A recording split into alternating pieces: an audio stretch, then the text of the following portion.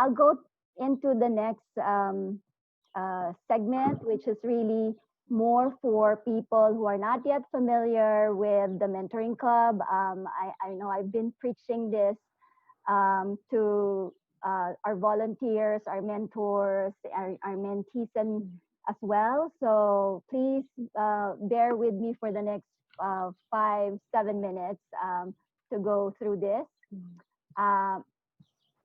So let me advance the slide. Okay, so we went through the program already earlier. We went through the social media. And so this is our battle cry. So this slide tells you who we are in terms of what do we want to focus on. We want to help working people find mentors who can guide them develop skills that they need in order to achieve their career and life goals.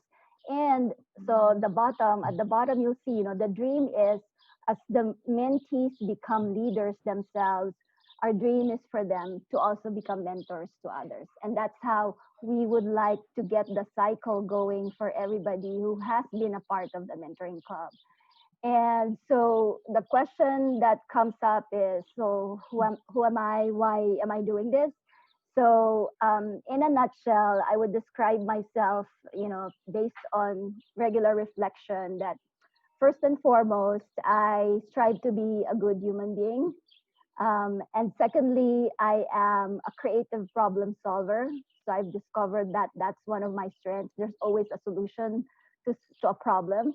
And then I'm thirdly, you could look at me as an information technologist because I have been in the business for over 32 years. Started as a programmer and all the way through different roles.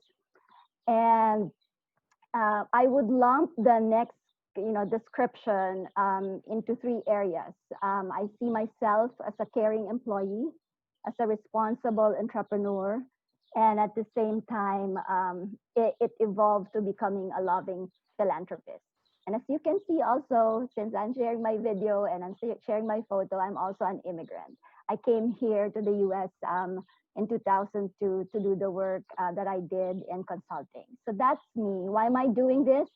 I realized that whatever I put my mind into, I'm able to achieve it. And I want to be able to share that success and the happiness that I get out of doing that, or even the joy of doing that with others who are in that journey of their lives where they need guidance.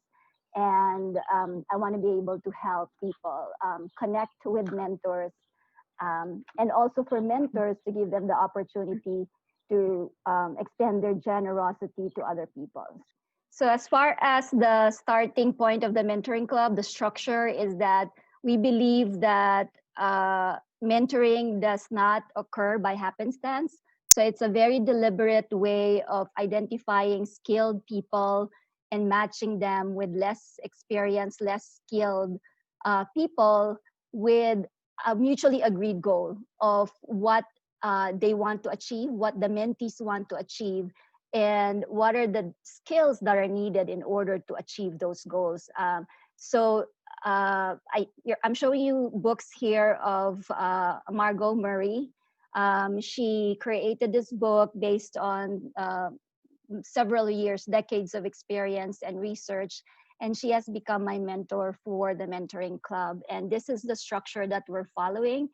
And the overall vision is that anybody who's passionate, driven, from young professionals, from Gen Z to mid-career to late career people, we call them aspiring and seasoned leaders, can actually come and be part of the mentoring club. And the way that we look at it is we would recognize what their goals are and what the development skills they need, and they can be supported by a number of mentors that are in the community.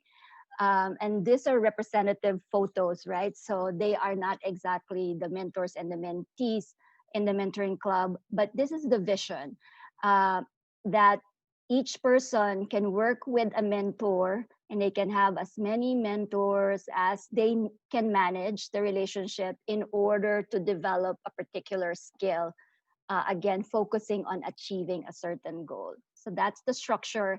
And we want to be able to do this with anybody, anywhere in the world. And therefore, the way to implement the vision is through a platform approach. We have developed the platform on a very robust environment, which is on Salesforce. And these are real mentors. These are some of the mentors that we have in the mentoring club, and some of them are actually here with us tonight. And the last thing that I want to share with you about the mentoring club before I turn it over to Jeff is that these are our core values. If you take a look at the first three, integrity, honesty, and commitment, these are what make us successful or be recognized as trustworthy individuals and professionals. And then the next two, vision and execution, these are the values that make us successful as leaders. You know, vision without execution or execution without the vision pretty much lead to nothing. And therefore, we have to have both. As a leader, we need to recognize which one we're good at, and find other people to make sure that we do both, right? Or if we're good at both, then great. And then the last three, humanity, contentment, and family, we believe are the social grounding forces that make us happy and successful. We realize that not everybody may be blessed with a solid family background, but we consider family as anybody who loves you and support you. So in the community of the mentoring club, eventually we'd like to develop that kind of family environment where we support each other. And so for tonight's main event, I would like to thank Jeff for contributing his knowledge, decades of experience with us. And I will let him introduce himself. I want to just welcome everyone. And before I even get started, I just very much want to reinforce Liesl. Liesl Mendoza has been the visionary and, more importantly, a dedicated driver of this program. And I've been involved with my mentee, who's part of the program. I hope you get to meet her and get the truth behind the scenes from Anna. But again, back to Liesl, I just, again, want to shout out a high level of accolade and support for everything you're doing. And I can tell everyone your dedication is amazing. So thank you all supporting Liesl, and particularly you for making this happen. So let's get started. The mentoring approach I want to start with is actually a little bit of a trial for me. I'm about a third of the way through a book that's actually called How to Be Your Own Best Consultant, or the Consultant Book of Cliches. And so a little bit about me. I have a background in consulting for about 15 or 20 years, and more lately I'm doing lots of training and coaching activity. And so the intent here was to appreciate for a mentoring club that we look at, as Liesl already pointed out, the concept of being a mentor, which is to help people who are, quote, less wise than you, and to be able to provide a basis for them to learn and grow maybe more rapidly than you did. And so when you think about wisdom as a key definition, basically this is the knowledge and experience that you've gained to make better decisions, to make good decisions. And in fact, you can actually impart those learnings, that wisdom, to others, so they can actually learn from your successes as well as your mistakes. And so what we're trying to do is have everyone who's involved today learn how to make better decisions. And in fact, expedite their path to wisdom by learning from some of my experiences. Some good, some not so good. And so I might even call this a mentor's handbook. As I mentioned, the title, The Consulting Book of Cliches, that's where I grew up here in Silicon Valley, consulting with companies like Apple Computer, when it was actually called Apple Computer. That's how old I am. And companies like Hewlett-Packard that have changed rapidly or tremendously in the past 20 or 30 years, and many startups as well in Silicon Valley. As of late, I've been doing more training and education through the Duke University and also with Stanford University. And so I've got great names behind me. And in fact, I just finished a course today talking about teamwork and got great feedback. And I'm even learning to be a virtual instructor even more appropriately than I have in the past. But it's been a wonderful experience as I move on here with a little bit of my background and credentials. I have been in this Stanford and Duke training mode for the universities in programs that talk about how translating strategy to execution is your role in an organization, independent of your level. Because all of us are really here to understand and translate that strategy to ultimately customer value. And in that role, I have had an opportunity to travel the world, over 23 countries over the last 10 years, and opportunities to work with a tremendous, distinct group of really professional in different industries, different levels, and different backgrounds. And even the cultures have been very enlightening for me to learn to work with. So again, I'm hoping you'll appreciate in the short hour or less that we have that the mentoring really is a way to learn from some of my successes. And I'm calling them cliche because this is a phrase that's come up for me quite often because they're just routine ways of looking at dealing with people. So I'm certainly not a technical expert, but I'd like to think I am a team and leadership expert. And so I put up a slide I've used most recently with clients to kind of display the roadmap, if you will, what I call here the path to results. And the idea is to consider if any organization is going to survive, if not prosper, even in a crazy challenging world that we're in today, they have to start on the far left with innovation. So creativity, driving new thinking and planning.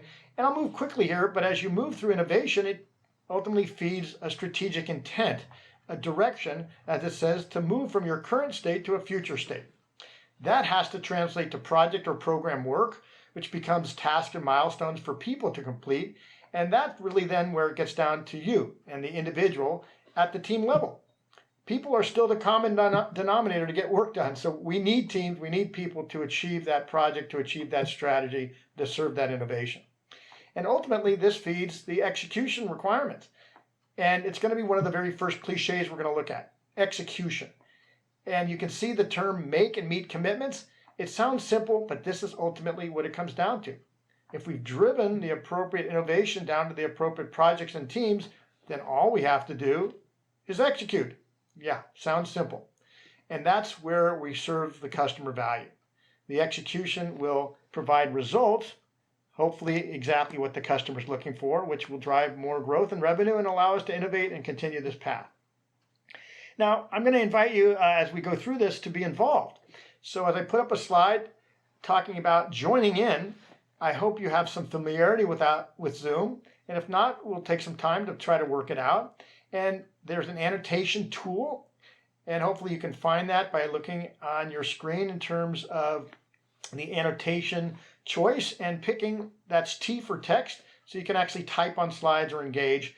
But primarily we're going to do some polling, which will ask for your opinion, and some breakout rooms where just 4 or 5 minutes at a shot, because the hour will go quickly, you're going to engage with a few others and discuss a key topic and hopefully share back something we can all benefit from. Let's take a look then at our first poll. And it's a really simple one. And all we want to know, in fact, we'll put this poll together with the second poll that follows. And hopefully you can see this now. It's asking you if you've ever worked with a mentor and frankly to rate that relationship on a 1 to 5 scale. All right, let's just move ahead. And I want to share the results so everyone can see them. Looks like about 3/4 of you have mentoring experience. And the only thing I wanted to do was just raise the awareness. We don't have to spend much time here. But frankly, the majority, have 3s and 4s and 5s. In fact, 1/3 of you or more say hi, which is great. And so what I'm hoping is that we can continue to benefit from being mentored. And frankly, I need, like anyone does, more mentoring. And so I am certainly not past the point of learning, and that's how I can be a better mentor. So this is I think that the main point I wanted to make is that we all have a responsibility to maybe play both roles, to be a mentor and help others grow and learn. And don't forget the opportunity to be a mentee and continue learning and growing yourself. Okay, so that's the big message there. All right, let me try to move forward here. There we are. All right, these are the 4 cliches we're going to cover. And again, there's limited time, so I'll just invite you After the event, we'll have some networking and breakout discussion opportunities and chat. So we'll have some questions prepared. We'll have time for that. And if you want to keep in touch with me, that's an invitation I'll make now and, of course, at the end of this presentation. But let's introduce this first one, the, quote, red flag Jeopardy. And I mentioned in my introduction that as you drive strategy to teams and teams to ultimately execute that project or program work or any work effort, it comes down to the idea of using this cliche of red flag Jeopardy. So I don't have to read the detail, but to paraphrase the definition, the idea is to create a what I call subculture in your team. In other words, any group of people you're working with that has a common goal, we're going to call a team, and we want everyone on that team, number one, to make commitments that they can meet, and most importantly, the red flag says if they're in jeopardy, not missing it, but if they're in jeopardy of missing a commitment, that's when we need them to raise what we call this red flag. And I'll give you some more detail, but a little statistics I'm trying to research to support this is most people like to give excuses why they missed a deadline instead of telling you ahead that they're going to miss it, that they're in jeopardy. And part of the challenge is people need to save face. They don't want to admit that they're in jeopardy or that the commitment might be missed, and so they often wait until, unfortunately, it's too late, and then they tell you why. And we'll explore that a little bit later. But this is a quick intro to the cliche called red flag Jeopardy. And with each cliche I'm writing in my book, I have a story, and I'll keep this one very short, but it's a true story. It's actually before the turn of the century here in Silicon Valley. I was working with an organization that was building a wafer fab, a multi-million-dollar effort, and the vice president had a huge kickoff with a little over 100 engineers that I'd been working with as a consultant for over 4 or 5 months already. And this kickoff was a huge rally, and at the end of the meeting, the VP wrote on a large whiteboard in the auditorium the date that the new wafer fab was supposed to be up and running and characterized for production. And that date was about 18 months out. Now, the end of the story is the VP said, okay, we're all committed to this and good luck, let's make it happen. The meeting ended, the VP left the room, and there were about 70 or 80 still kind of mulling around. I'd worked with many of these folks. So I kind of blocked the door and I yelled out, hey, does anybody think we're actually going to make that date? And one gentleman yelled back, there's no way in hell. And so apologize for my profanity, but that was his quote. And the reality here is that's exactly what happened. In fact, these were the two fundamental reasons that I learned people don't raise a red flag. Number one, they delay the pain. And number two, they beg for forgiveness. So let me keep that clean here. Delay the pain. Remember that date on the whiteboard the VP put up was 18 months out. Why am I going to share a jeopardy in meeting an 18-month commitment when that's a long, long time out? But as plans were put together and engineers realized that the challenge of getting materials from across the world from China, the challenge of getting the regulations in the city and local government approved, the chances of working through the technology issues were actually going to push out well beyond the 18 months. But nobody would bring that up. In fact, what they did is they waited for the 18 months to come and go, and we were still far from completing the wafer fab as desired. And then when I say beg for forgiveness, what they really were doing was giving excuses. They were really raising the issue of, here's why we couldn't do it. We had a glitch with the government. We couldn't get this signed off. We couldn't get the funding for this particular equipment. We had a snag with the Foreign Trade Commission or some level of customs, and all sounded like great excuses. But the reality, I found this over and over again in organizations, whether it was an 18-month commitment or a 18-day commitment. People would make commitments, and ultimately they would wait until they missed them to give you the excuses. And so the rationale here was, let's address that by creating this climate and comfort zone to raise a red flag. The potential jeopardy allows us to help that person be successful, or in the worst case, we can actually change the commitment before it was missed and make additional change of plans as opposed to getting surprised. And so a quick summary of why this is important to you, and I'll give you a little bit more detail as we go, is we can't recover from a commitment once it's missed. I often joke and say we can use California slang and just say bummer, but that's too late. So what we want to do is make sure that the plans are made appropriately and we drive the appropriate output as planned. What we want is to create that comfort level for people, to avoid them anxious or fearful. And if we allow them to raise a flag and all we say is thank you, then they're going to be much more comfortable doing that in the future, as opposed to being chastised or put down or blacklisted or embarrassed when they're not able to meet a commitment. So the point again is meeting commitments starts with clear communication. Do they understand is the comprehension side?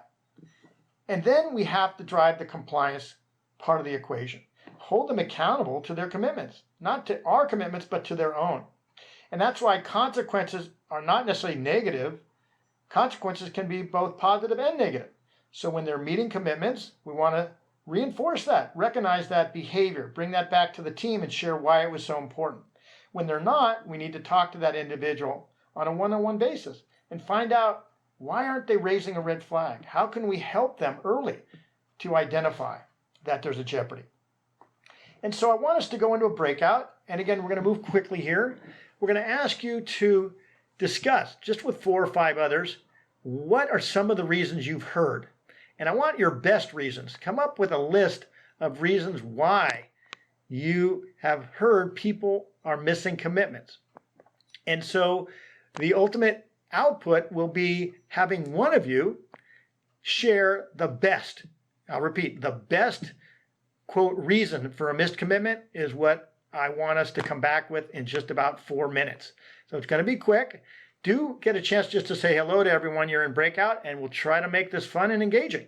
So here we go. In about 4 minutes, I'm going to ask you to come back and have one particular reason to share with the group, and hopefully that person knows how to text and type on the slide. So here we go. Okay, everyone, I'm going to welcome you back to the main room. Sorry if that was too short, but please just find a spot here. Don't worry which team group, but hopefully one person can type using the annotation tools and text. And again, experiment by playing, that's okay. And see if you can type your answer. One best reason why anyone has told you they missed a commitment. Hopefully not you, none of you missed commitments. But go ahead and type. Now you have to go to the annotation tools. You have to find the letter T for text and then click on wherever you wish and start typing. And if someone wants to just maybe say it out loud, I can type. If you just tell me where the annotation button is again? Up at the top, maybe towards the bottom, there should be a bar, and across from the left, it starts with mute, then stop video. You move all the way to the right, there's an annotation, it looks like a pencil. If you click on annotation, it'll drop down a menu and give you some choices. Anyone else? I've tried typing and something is overriding. So I'm wondering if I can ask for... Yeah, just tell me. I'll write it in. Go ahead. What is it? For Team 6, Anna had a great thing. Anna, could you please explain? Yes, of course. I told them I have to be. I'm not muted, right? Can you all hear me? Yes. Yeah, just tell me, Anna, quick. Oh, sure. Basically, we were just discussing about maybe fresh college students, fresh out of college students experiencing some imposter syndrome and not being able to complete tasks because they just don't have the tools or the resources to complete those. I'm sorry, they don't have what to complete? Resources are the correct understanding and they're too scared to ask. Okay, that's all I wanted to look for. Thank you, Anna. And team? Great. So I've got a few of these. For our team, it's like running out of time. I ran out of time. Because they underestimate how much it's going to take them. They run out of time. That's what I needed to hear. Ran out of time. Okay, let's stop. I think we've got plenty here. And what I wanted to do was just take a look at these. So read them quickly with me. We don't have to read them out loud, but just take a quick look at them. And again, I'm sorry for the time limitation, but if I were to scrutinize every one of these and try to look for the question, which is, of these great reasons for missed commitments, which one of these are acceptable? which one of these, as a manager or somebody who you've committed to, whether I'm your boss or not. And remember, it's not necessarily boss subordinate. It's you made a commitment to me. I could be up, down, or sideways. My answer to this question is that, frankly, none of these are going to be acceptable. And so I'm trying to draw myself on here. And the answer, I'll just repeat, is that, frankly, none of these quote answers are acceptable answers for missing a commitment. Let me explain that. And you might have written something like, I have COVID-19. Well, the point is, did you know prior to that due date, to the commitment point that you made, did you know that there was a likelihood that you were going to actually miss that commitment? And the answer is almost always yes. I didn't know 1 minute before. I knew hours, if not days before, that there was jeopardy. So to move here quickly, the point here is I want people to appreciate that the intent is to have none of these be acceptable, and more importantly, be able to use the red flag to say, hey, I know I had a commitment and I'm struggling. I thought I could make it happen, but it's 2 days away and I don't know how I'm going to make it happen. So at a minimum, it starts a conversation and allows us to address the challenge of meeting that commitment well before we miss it. And if we can just create this climate or subculture for our teams, the people we work with, ultimately, we're going to be able to help them make better commitments, number one, and number two, maybe rally and actually meet that commitment instead of giving excuses after the fact. Worst case we can do is change, and it's not bad, but the backup plan is change the commitment so that we're not surprised at the status meeting or that point 2 days later when we learn, oh my gosh, we didn't get the deliverable that we expected. So I'm going to move on. We don't have a lot of time for comments, but maybe some questions at the end. My red flag rule is a fundamental ground rule or operating principle that I'd like everyone to consider using, whether it's with a team at work or how about even your mentee-mentor relationship. And it works both ways. Mentors and mentees need to make commitments to each other, and they need to be very upfront about using the red flag if there's jeopardy of meeting those commitments. So to summarize, make sure you meet commitments that you make. In fact, don't make them if you can't meet them. Use a red flag to raise the jeopardy, then have a discussion about resources to rally around and meet the commitment. Find out what's been done already and build on that. And then, of course, look for options and choices. Finally, number 6, is it poor planning or poor execution? And we really have to learn from both of those, and it could be both. So we're going to move quickly to, quote, cliche number 2. I've already mentioned this, but I think it's fundamental. Learning by not only other people's successes, but learning by their mistakes as well. So the quick definition is, how do we shorten the path to wisdom? Well, where does wisdom come from? Frankly, doing it yourself, experiences, and the risk-taking and the learning that goes with it, good or bad. But you know what? Other people have taken those same risks or can share with us what's worked for them. So one of the things that I learned in my research was that we have a high interest and value in giving negative feedback. You might call it constructive feedback, but it's the opposite of positive. And frankly, people want that. They want to know what's working or not. And because people do make mistakes, frankly, this is something we should celebrate so we don't do it again and even share with others, but not hide those things and not avoid them in terms of a learning opportunity. So the short story I want to share here is about a problem solved did not actually solve the problem. Now, I wasn't involved with this personally, but the short story is about a team at Stanford University that was part of the design school effort for Stanford and had an initial charter to address premature births that were occurring in India. There was a high rate of infant mortality, very unfortunately, because of premature births. And so the charter for the team was to find a way to redesign the incubators to dramatically reduce the cost so that they can produce and offer many more incubators to these hospitals that needed them. The problem was that when they did further field research, they realized that even if you were able to cut the cost of the incubator by 50% or more, that wasn't solving the problem.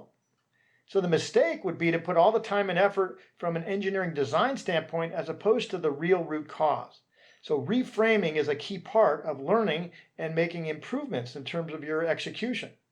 The reframing basically learned clearly that the problem was at the remote villages who couldn't even get to the hospitals to get in an incubator. And so the redesign or reframing intent was to come up with inexpensive incubators that could be portable and available at the village sites. And the end result was something that was incredibly successful and statistically reduced the premature deaths because it was more of a swathing blanket, something that had the ability to be warmed and provide the comfort and security and warmth for an infant and a premature baby that could be sustained for weeks and months to actually allow them to regain health and lead a healthy life. So again, learning from other people's mistakes is a simple fundamental. And I want to, again, give you a little background and get you involved with this one as well.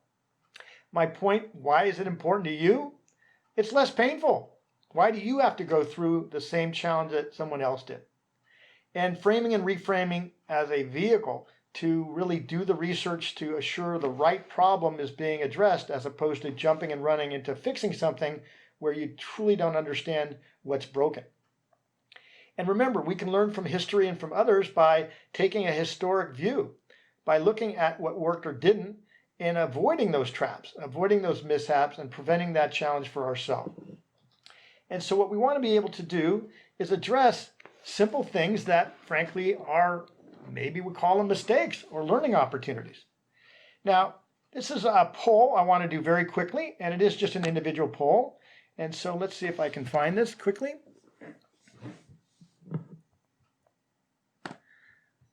Okay. This poll is called Running Out of Gas. And very quickly, you can answer the question if you're seeing that, yes or no. And if you want to put it in more today's language, you can say, have I ever run out of battery power with my with my Tesla or my other battery-powered car? But again, battery power typically shows up on a gauge. Gas typically shows up on a gauge. And it's a little concerning that, frankly, there's 7 people so far that are admitting it. I don't want any names, but last chance. Okay, 3, 2, 1. All right, so I'll share the results. And here we have it. Have you ever run out of gas? Well, 30%, like a third of you. 7 people in this small group have run out of gas.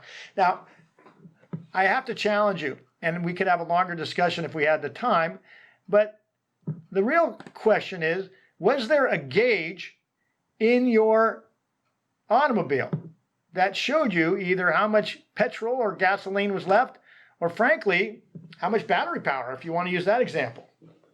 And it's a little scary because, frankly, it's a little bit frustrating, if not challenging, to have to get out of the car and walk to the nearest gas station or hitch a ride, and it could be dangerous and frankly probably not the best use of your time.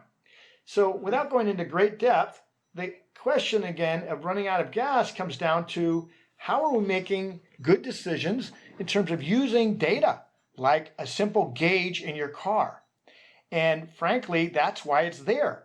If it's close to that E, you should probably be making a note and probably not driving the extra 15 miles that you think you can make it on fumes. So I have to poke fun at you. And the point again is hopefully you learn by that mistake, and hopefully you'd share that over and over again with everyone you know so they wouldn't have to deal with that. Otherwise, you might end up looking like that gentleman on the right. That's a little frightening. So this is why, again, that's a mistake we'd like to learn from everyone else. So we'll do this briefly. Again, I'm going to be pushed for time, but making the right decisions is not, repeat, not a roll of the dice. And so most of us make decisions on these bullets here. It feels right. More likely we have a history of our past experience, and that makes sense. Often we pull other people into the equation and ask them what works, and hopefully more data. Today, there's no limit to the amount of data or information you can gather, and fairly easily. So the key is, how do we make the right decisions and when? So I don't have to go through all these, but I think the first one's an important one, is if you chase two rabbits, both will escape. So part of decision making is making a choice, deciding left or right, which direction to go.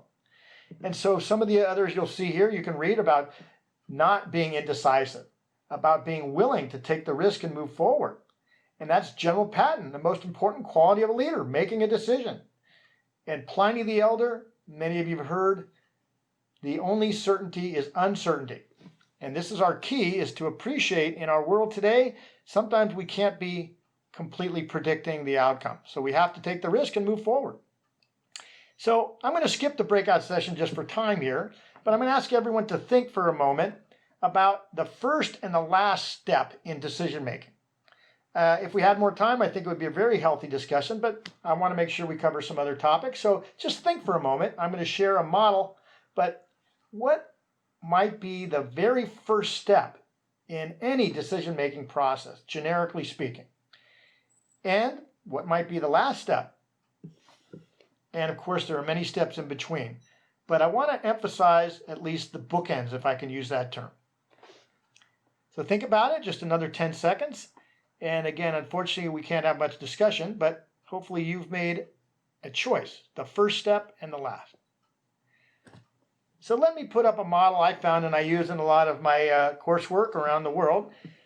The decision-making process, and there's no absolute right or wrong, but I will re-emphasize on the far left, identify the problem. And this is, again, the framing, putting a box and defining with clear intent what is the intention or objective we're trying to achieve.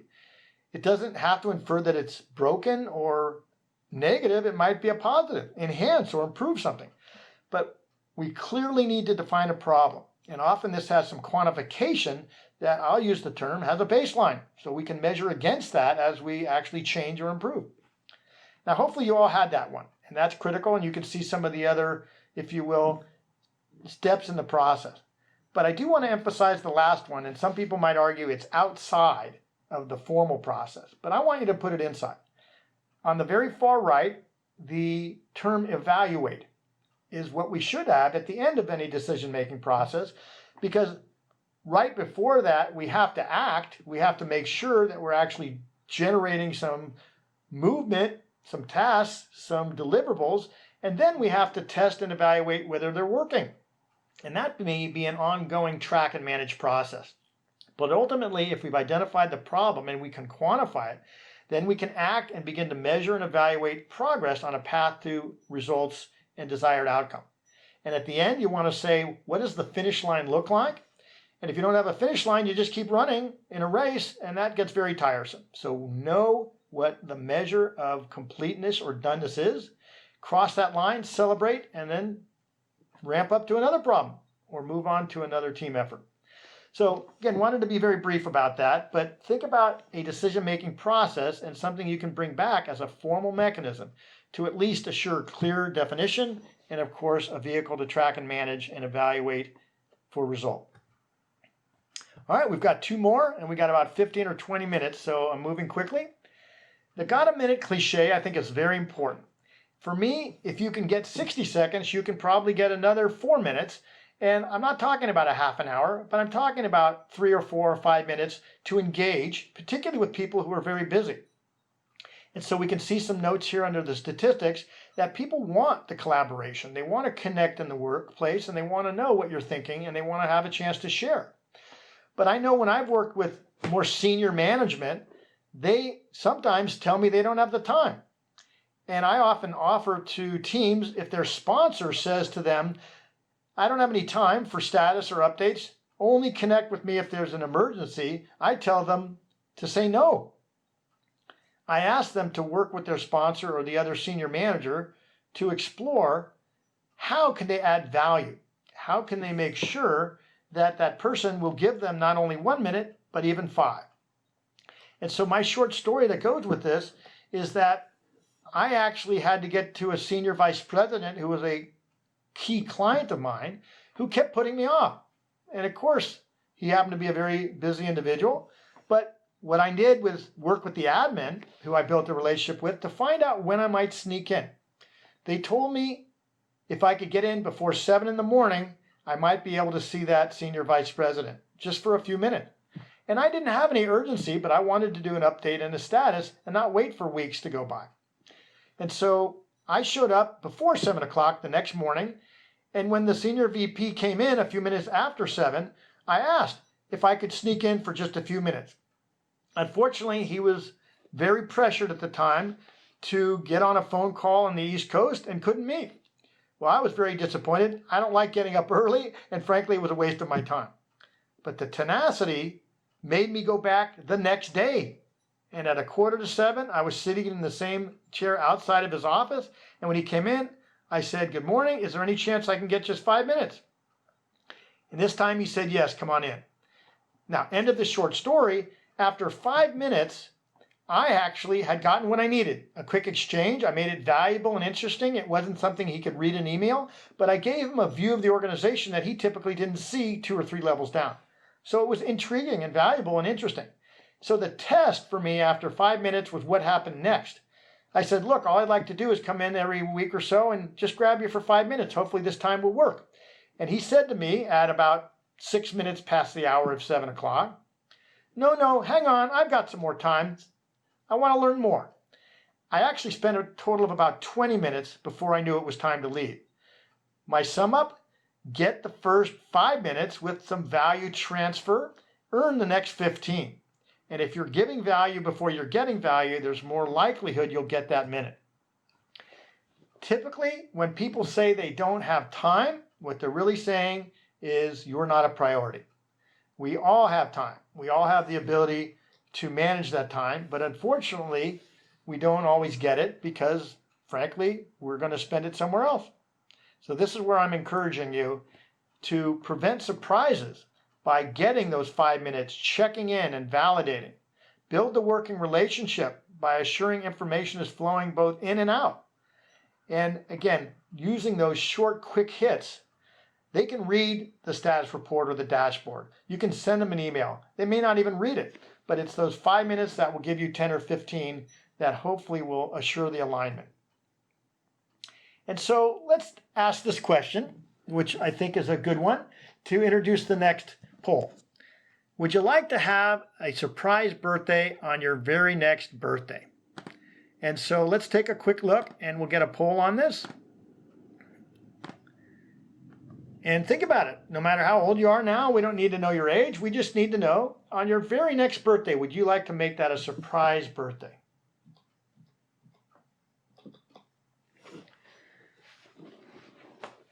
Okay, keep going. Just another 10 seconds or so. Got about 20, 22 people answering. You might make your guess what you think you're going to see. And 3, 2, 1, we're ending the poll. And here's the results. I don't know if it's a surprise to you around a surprise birthday, but it's almost a tie. About half of you said yes and half said no. Now, when I ask this question, frankly, around the world, different cultures, different insights, if I'm really working with, quote, project managers, which is typically my audience, the answer is typically more no, almost 75 or 80% of the time. Now here it's only 50% and it actually wins, 52% no. Well, why is that? I guess I want to reinforce positive surprises are good things. But frankly, if you're a hardcore manager and want things to go as you've planned, then you can make it better and not be surprised. The short story goes with it. I've had a surprise birthday party, but if you look at the event, I really appreciate the person that put it on. And I was genuinely surprised. It was great. But here's the problem. It was Friday night. There was a real challenge people getting there because of the commuter traffic. They were tired from work. The second thing is this was at a restaurant that, frankly, I didn't even enjoy. The food wasn't very good and it was overpriced. And the third thing is they invited 2 people I didn't even want to have at my party. They weren't even friends of mine and I don't really like them. Now, I'm joking a bit. But my point is, had I been involved and helped kind of plan this surprise birthday party, I could have acted surprised and I could have made sure it was on a Saturday night at a different restaurant with everybody I wanted. So I'm having a little fun just teasing you, but maybe that's why no. Particularly, I think you'd all agree with the question, would you like a negative surprise? Period. And frankly, none of us want negative surprises, so this is what we're trying to prevent, is no surprises may be better, and certainly no negative surprises. So what I'm teasing you with here is how do we actually prevent surprises from occurring? So what I want to do is ask you to connect with people who you work with on a routine basis. And I say routine, maybe that's at least once or twice a week. And you want to do this in what I call touring. These are random check-ins to ultimately help people to have an exchange of information back and forth. And I want to highlight one of the first keys of what I call touring is giving value.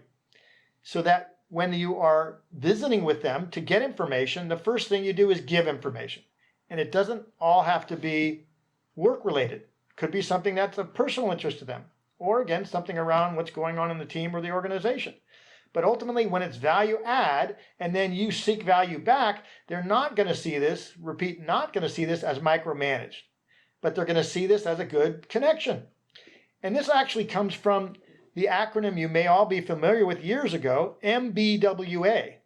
If you don't recognize that, it's Management by Walking Around. So I upgraded MBWA, Management by Walking Around, to what I call touring. Now, I'm not going to read through all these. You can take a quick look while I'm talking, but touring is points of interest. So instead of walking or wandering around, I'm trying to connect with people to give information, so I build exchange currency, and I'm not micromanaging. And then I want to observe, uncover opportunities, respond appropriately, and ultimately drive the opportunity to assure and reinforce that we're on track. I tie touring very directly to something we've already discussed, red flagging. So during my tours, I might even use a cliche, hey, how's it going? Do you need a red flag? In fact, in some of my consulting gigs, I actually brought little red handkerchiefs with me, little red scarves. And they weren't for masks that we would use today. They were actually to hold up and say, do you need one of these? And it would give them an opportunity proactively, again, before a commitment was missed, to raise the red flag and ultimately address it. So touring enables you to do that. We can't do it as physical today as we used to, but you can do it with a simple phone call. I don't expect you should do this by email, but just a phone call or even a one-on-one meeting on Zoom. Doing the tours is going to unveil opportunities to identify and validate, or potentially to address a situation before it becomes a surprise. So the only thing I'd suggest here, without spending too much time, is plan a few tours each week. Again, 15-minute events with 4 or 5 people, no more than about an hour of your time each week. You'll be amazed at how leveraged that activity will be, truly identifying early and validating that we're on track, and the worst case, invalidating or identifying and discovering where you're not. Now, I know I'm going quickly, but I'm going to hit the last cliche, and then we'll have plenty of time for questions. Lead the witness. Now, I'm not a lawyer, and this comes from lawyer lingo, so to speak. We want to create a vehicle to get people to come up with your idea instead of selling them your idea. And what I mean by having them come up with it is if you ask the appropriate questions, you know what their motivators are, and you can drive a level of thinking down a particular path, then you can lead the witness to come up with hopefully the same direction or idea or approach that you have. And so the quote here from Ernst & Young is that there's a 3.5 times more likelihood to contribute when people feel like they belong. So we always talk about buy-in. And in fact, if it's their idea, they're much more bought in than if it's your idea. Short story. Years ago as a consultant, I had a senior staff that was having a very important meeting about, let's just be using this as an example, going left or right on a major decision that we had engaged with. Now, as a very young consultant, I went into that meeting expecting with high confidence they were going to go left. And I wanted them to all go left, and that's where my consulting team was driving the whole program. Unfortunately, after about 40 minutes, the team at senior level decided they were going to the right. In fact, just the opposite of what I'd hoped. This created a huge challenge for me and the team in terms of what we were trying to implement. My mentor at the time, my boss, actually used a phrase that I'll never forget. And he said, Jeff, what did you learn? And he said, did you get your ducks in order? Now, I don't know if you've heard that before, but that's another cliche, get your ducks in order. The point here is, did I pre-align with the key players, if not every key player on the senior staff, to identify that they were going to go right and maybe have a better exploration with them to help them generate an idea for going left? And if I'd been more capable of leading the witness, that staff decision would have ultimately gone the other direction. Or at least I wouldn't have been surprised in terms of where they went. And this was a key lesson that I took away and continue to look for, getting my ducks in order. And let's use the example here on socializing your idea. So let's pretend it's you in the upper right. It says your idea, that's you with your hand raised and a light bulb going off. Great idea. Before you start selling, this is where you find the key people who are going to be influential in the decision and help drive the action or outcome, to have them come up with the idea. So think about their needs, their interests, their position in the company, meet with them individually, and have an open conversation, number one, about, again, the problem. And be clear with some data. Do they see the problem as you do? Lead them down a set of questions and investigative work that helps them realize that something needs to be done and raises their opportunity to contribute. And as you start from your knowledge base, raising particular issues of question or area of opportunity, potentially they'll jump in. And as they start to adjust or contribute to an idea, and it becomes a little bit more of theirs, you can begin to reinforce that. And you can suggest to them, I really would like to share this with some of your compatriots and some of your colleagues, and I'll get back to you. And so there's many cycles in between these key players where you continue to test ideas, hopefully get early level of alignment, and at the end of the effort, be able to already have a high 80 or 90% confidence that they're aligned. Now, as a consultant, I used to say I have an empty desk. So I had time to do this. And people will say, well, who has time to go meet with these 6 or 7 and align with everyone? Well, my point is, depending on the criticality, if you don't do the pre-alignment, then potentially you're going to have to do rework. You're going to find yourself in a misdirection and surprise that's going to require a backing up and a whole new level of challenge. So it probably is a good investment. And why is this important? Because again, the buy-in. They'll have higher level of dedication. If they're coming up with the idea, they will own it. And remember, you're going to be able to have the opportunity to assure they're successful because it's their commitment, and all you want to do is make sure they meet and make their commitment. And using the appropriate questions and the appropriate leading of the witness, as I use the term, hopefully others will come up with a similar level of conclusion. And that way, we can all get to the same desired endpoint and the same results. So the last thing I wanted to mention around leading the witness is how to do this. In just a few minutes, and this is something I actually have done and would do again, is when you have an idea, make sure you're very clear on it. And I use the metaphor, hiding that idea in your pocket. It actually might be scratched out on a physical piece of paper, an 8.5 by 11 sheet of paper. Once you have that blank sheet and you've written on it your scenario of how an idea would be generated or acted upon, put that in your pocket and then go talk to person A. Put a blank piece of paper in front of the two of you. Start discussing the opportunity. Start writing on the paper what they say. Push the paper and pencil over to them and have them scratch on the paper and have them begin to build the idea with you in a collaborative manner.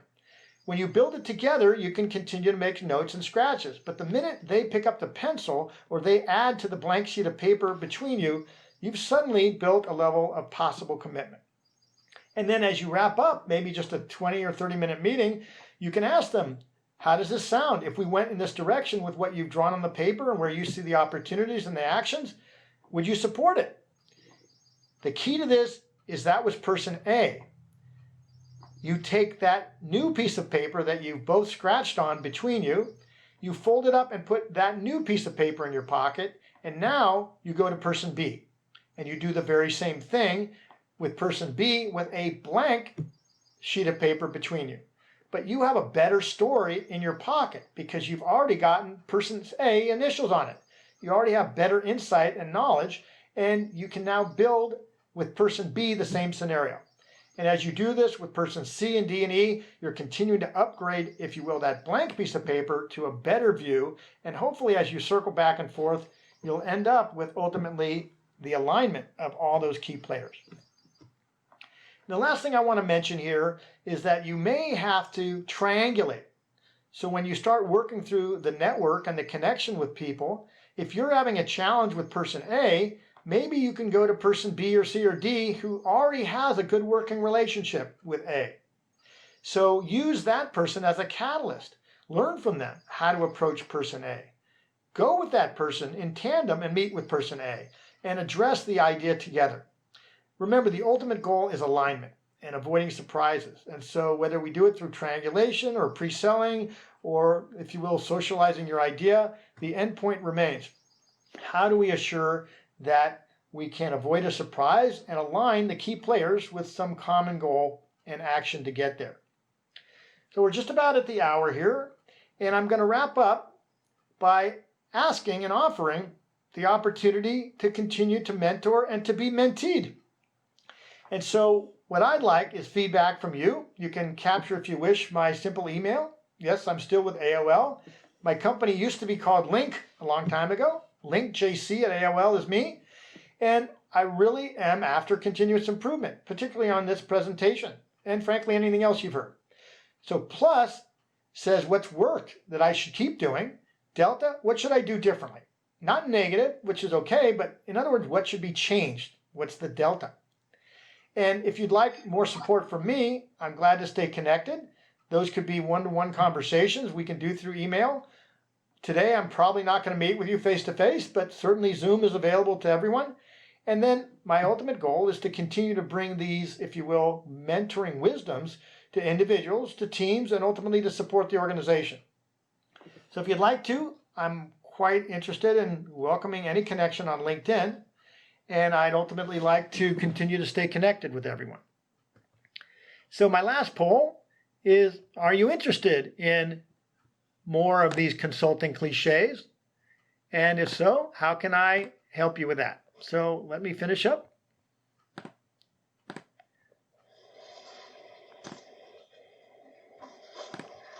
Okay. Here we go. All right, just a quick yes or no. I want to get a little feedback. And my final slide is an invitation to stay connected. The phone numbers, my email, LinkedIn connections, and frankly, any other way that you'd like to maintain some ongoing connection with me. So I do apologize for rushing a bit to try to squeeze it in, but I respect Liesl and her hardline managing of the overall mentoring program and, of course, the agenda. So in just 20 seconds, I'll cut this off and pass it back to Liesl so that we can continue with our networking and Q&A. All right. Thank you very much, Jeff, for that substance-filled presentation. So our next segment is the Q&A session. Donna, do you have any real-world example on how you can change the behavior of someone who continues to be, hiding progress? They continue to what? I'm sorry? Hiding their progress. The first thing is to appreciate that, and it's really obvious, but I think most of us forget it. People are not like you. Some are, but most are not. So we need to engage with people to understand who they are. What are their motivators? What are their fears or anxieties?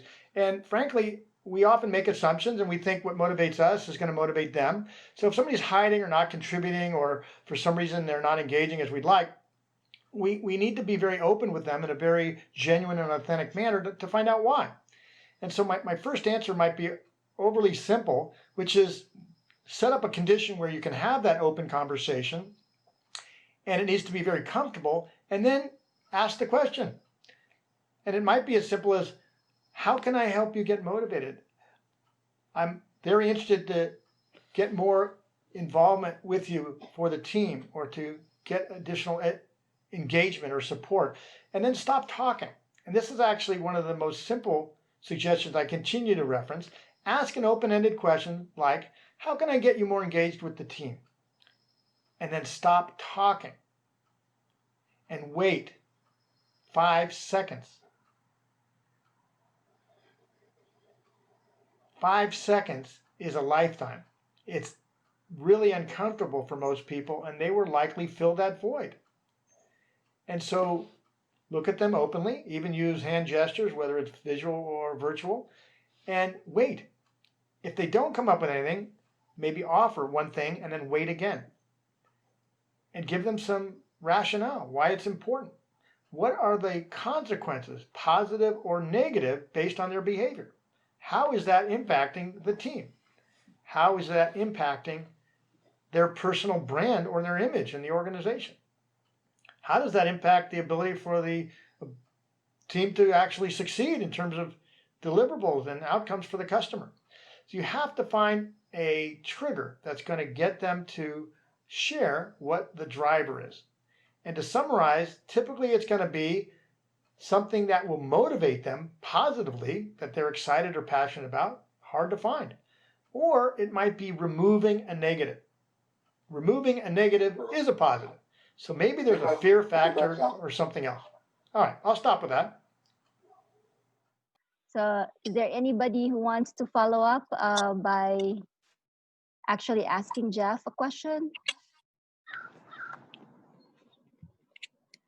Hey, Lisa, this is Chris here. I have a question, and just in terms of mentoring programs, from a military standpoint, having served in the military for 26 years, ships just kind of happened. You had people that you admired in your career, and they kind of looked out for you. And then likewise, as you became more senior in rank, you would find people that were in your units, and you just somehow you saw some potential in that person, and it wasn't a forced mentorship thing. It just sort of happened. And I find that even to this day, people, mentors as lieutenants, I still keep in touch with.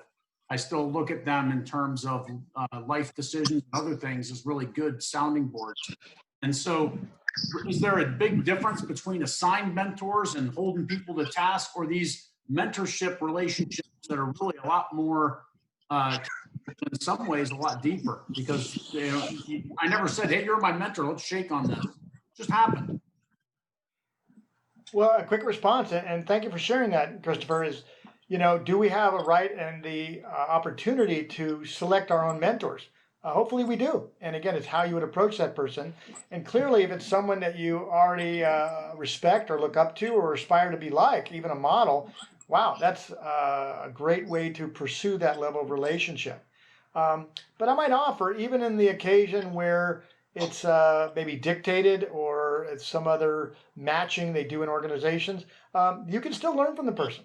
And again, hopefully you can at least approach that from an open-ended standpoint to benefit on their, again, wisdom, what has worked and gotten to them to that level of success. And I often use the word filter. What you don't like, let it go. And maybe it's only 20% that gets through the filter, but there's some wisdom there. So glad to hear any other suggestions or inputs, but that's interesting. If you can tap into a past expert or a person that you respect, go for it. Absolutely.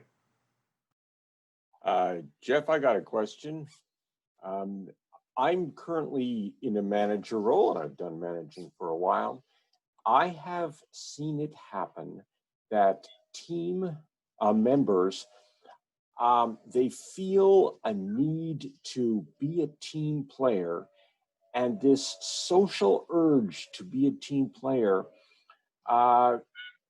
means that they want to play along, and they don't have the courage, and it takes a lot of courage to be open to your team and express your skepticism of making a schedule.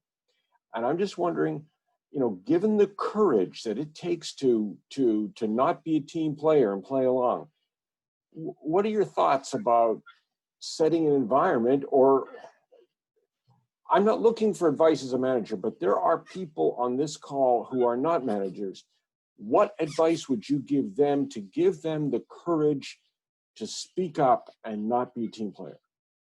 I probably need about an hour, but in about a minute, I'll try to respond because it's a really great question. I'm going to use a single word to start with: culture.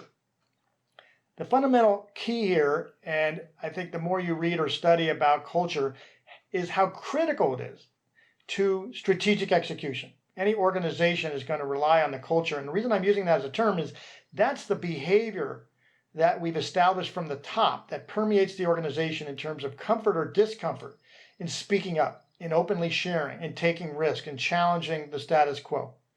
And so if you're looking for someone to take that risk, the first thing to appreciate is they're going to be smart, if they are, to look at what others have done. And if we're modeling the behavior and we're reinforcing those types of behaviors, then others will be likely to take that risk. But check the first person who speaks out of turn, who takes a different approach and gets slammed for it. Potentially, everyone else will tune in quickly and realize, I'm not going to do that. And so I would offer not the responsibility to change the culture, but to change the subculture. It's a simple term, but see what you can do at a local level, at your department, even your team of 6 or 8 people. Can you create a comfort zone for people to speak openly when the leader says we're going to the left and everyone realizes that's a mistake?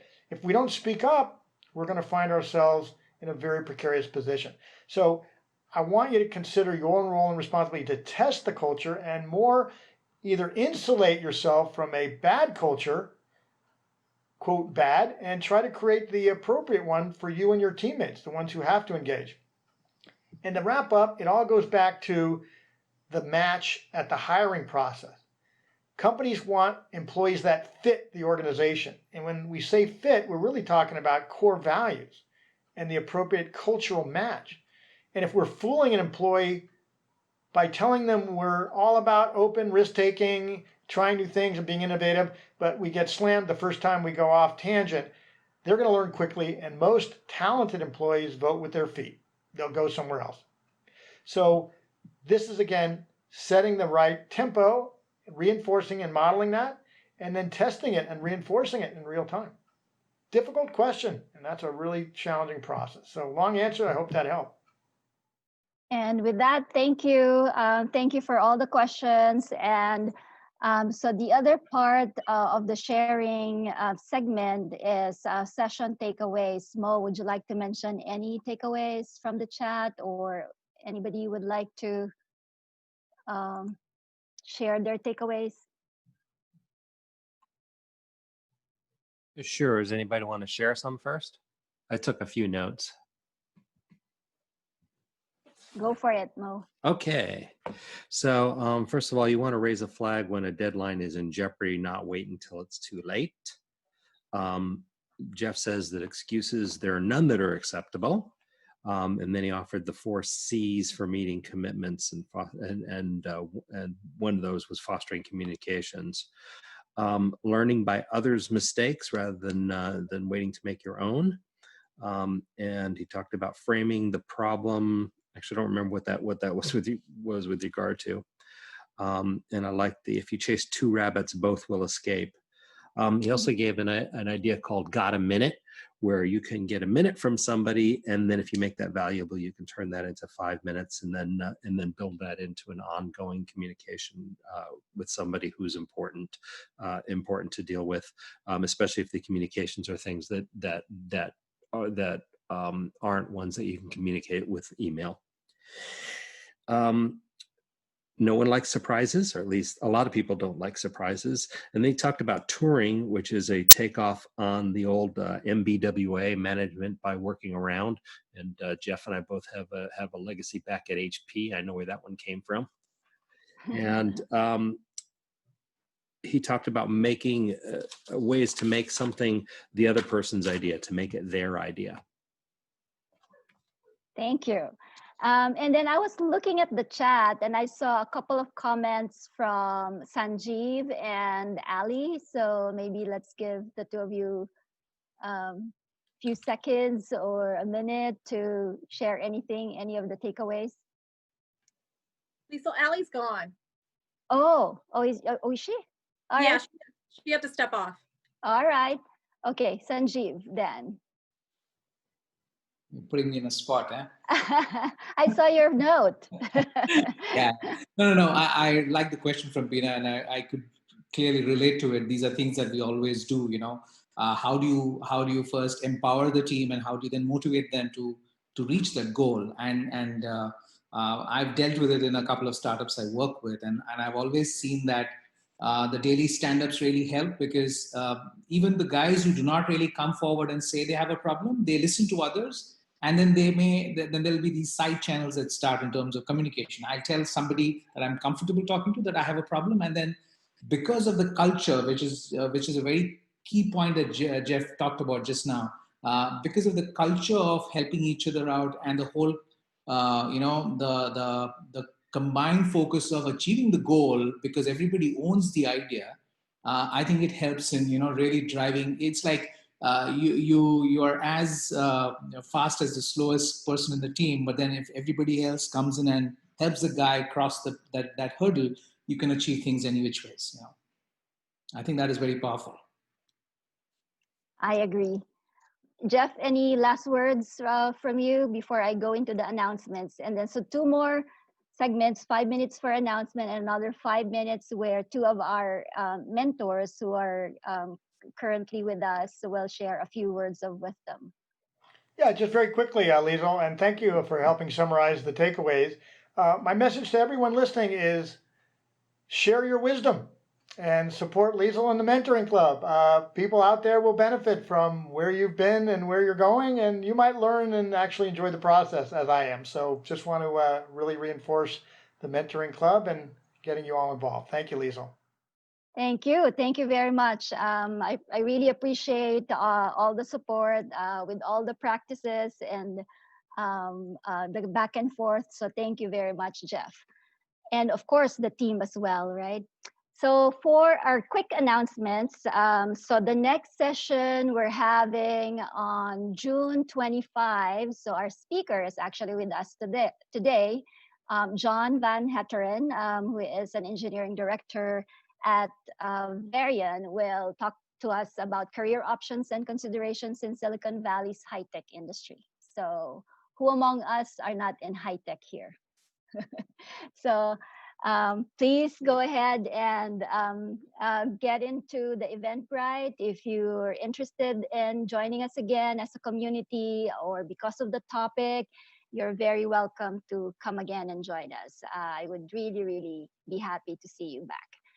People are wondering the current community composition of the Mentoring Club. I just wanted to share this supply and demand, I call it.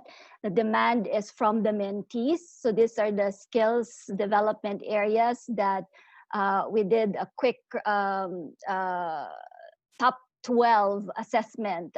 This was, and we haven't done anything recently, but this was up to end of 2019. And these are the top 12 areas of the, development that our mentees are clamoring for. And I'm very happy to report that 10 out of 12 are actually being met by the mentors themselves, whose areas of expertise have been defined in those key areas. And one of the things that I want to note here is that if you look at it, it's not a lot of technical or vertical or industry focused skills. On the mentee side, I would consider just 2, digital marketing and technical software development, as industry related, but the rest are really leadership, career, life skills that we all, people skills that we all need to have to bring with us to the table whenever we're collaborating or working with people around us, whether they're our family or they are our teammates at work or our friends. And then this is the profile as far as the industry of the current members of the community are concerned. So it's no surprise, it's information technology is number 1 there. So if the messages of the Mentoring Club resonates with you, I would really encourage you to come and join our community. If you're looking for mentors, become a mentee. If you're looking to give back through mentoring, please become a mentor. So we have about maybe 10 or 11 mentors right now that are with us. And we have Jeff, we have Bryan, Hong, Mo, Mary, Sanjeev, John, Zen, and Sean. I saw Sean as well. So and including myself. So you have a lot of mentors supporting you here. If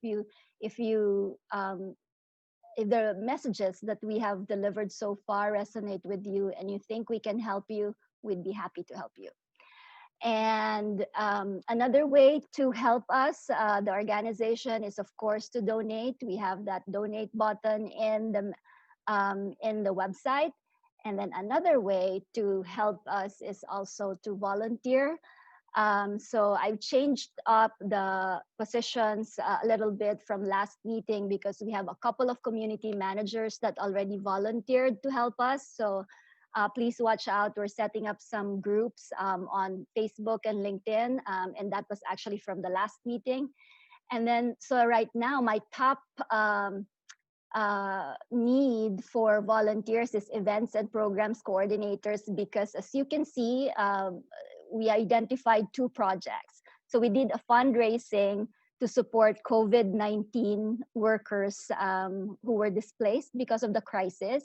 And so I call this program COVID-19 Mentors Outreach Program, because the mentors in the mentoring club actually match dollar for dollar the funds that were raised from outside the organization.